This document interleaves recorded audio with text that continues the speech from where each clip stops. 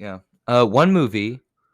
I'm just trying to keep the topics going. I Mhm. hope you Mhm. understand.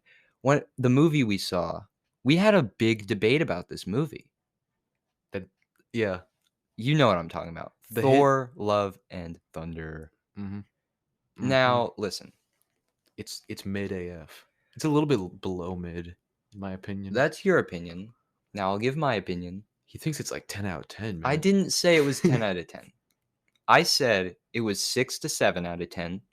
And I it could be this. It could be that I'm so invested in the world that a bad movie that still is fun is good to me. But I had a good time in the movie theater. Sue me. I recognize that there were some narrative problems with it. I recognize that there were pacing problems.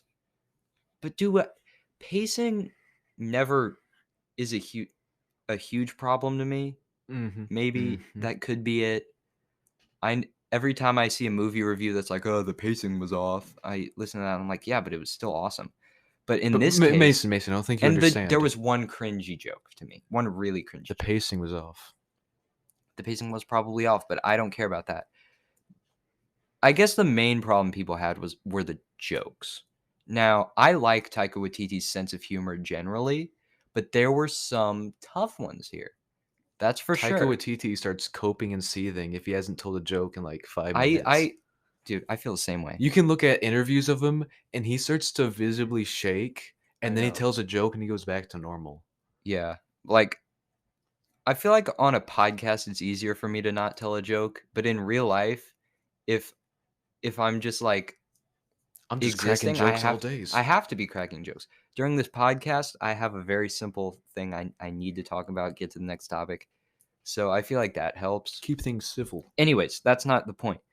The point is there were some joke. I didn't mind the frequency of the jokes cuz it's a comedy movie, and I understand that. It's a comedy adventure. That's cool.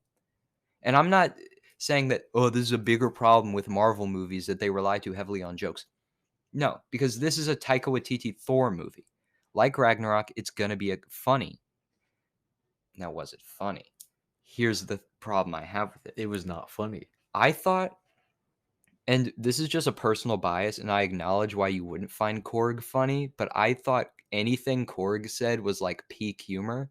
Do I think they used Korg too much in this movie? Maybe. Korg was the main character. But I thought it was just there were several No, on several God, moments with he was the Korg main character that though. I thought were very funny. He gave the narration.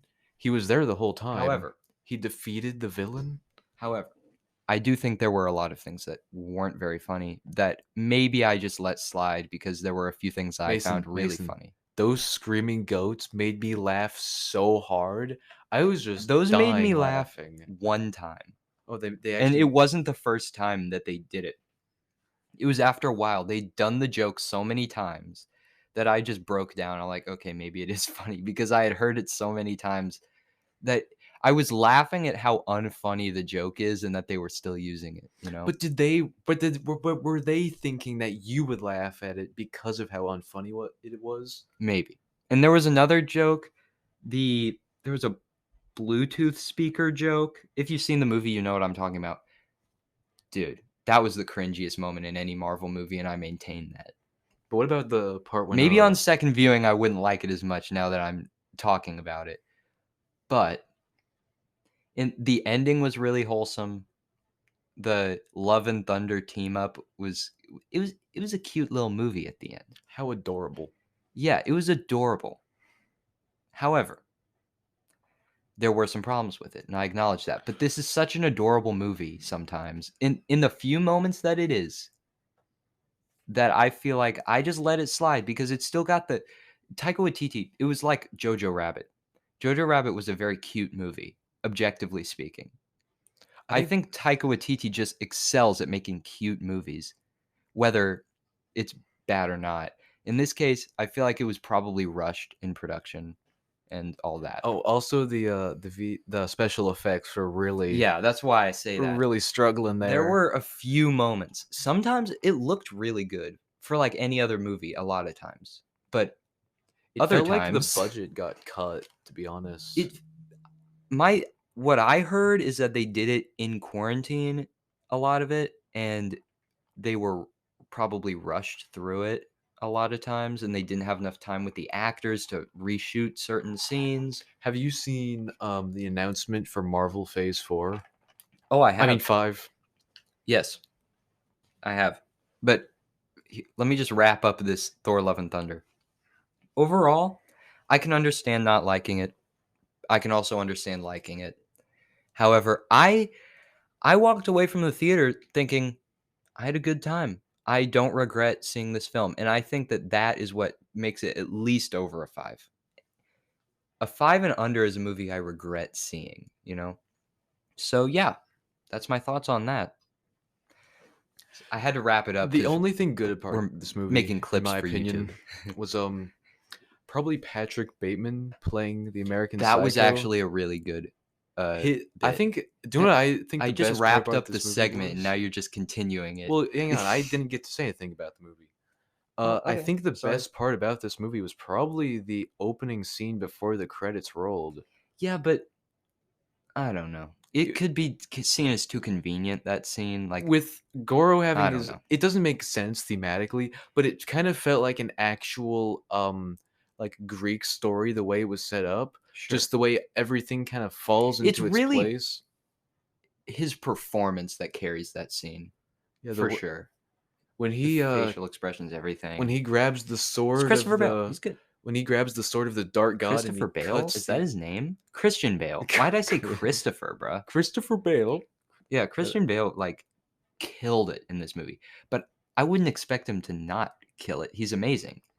They should have given him more screen time. He's a method actor, you They know? also should have given him.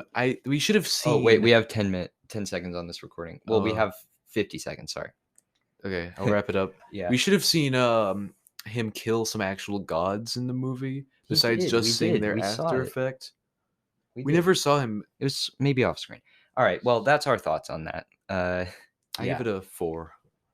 I give it a 6.8. 6.5.